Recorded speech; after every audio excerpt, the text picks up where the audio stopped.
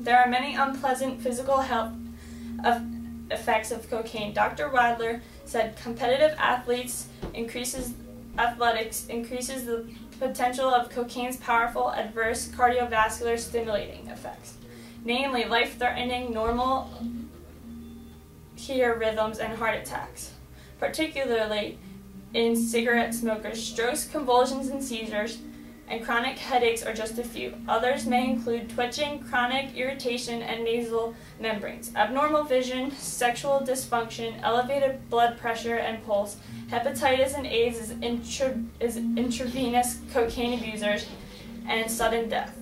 Cocaine is more addictive than amphetamines, and withdrawal produces sleep and eating disorders, irritability, lack of motivation, and depression, as well as craving for the drug.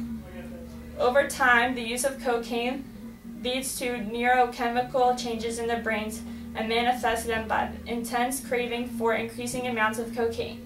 Having large amounts of cocaine, users may often exhibit bizarre, erratic, or violent behavior. Euphoric effects are often disabled or displaced by restlessness, extreme excitability, and insomnia.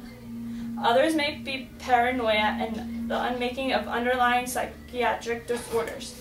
Athletic enhancements is becoming more popular in the sports world.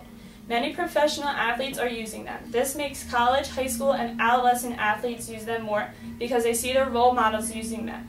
Steroids being the most popular enhancement drugs that athletes use today has many causes along with amphetamines and cocaine. They all have various effects, some similar and some different from each other. Does anybody have any questions? No. Are we supposed to look serious? You said that last time. She's me. She did it. How do athletes take anabolic steroids?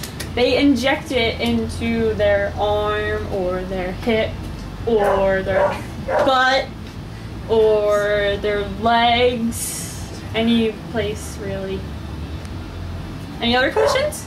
Legal for them to be injected with something that would enhance their performance if they're injured on the field. Like if they do something bad to their leg or they tear something and then they inject like cortisone or steroids in, is that acceptable or is that not acceptable? It's acceptable if, like you said, if they go on the field and they get injured and then they come back out because it's considered a painkiller. But sometimes athletes, they inject it in case they do get hurt, and that is not acceptable.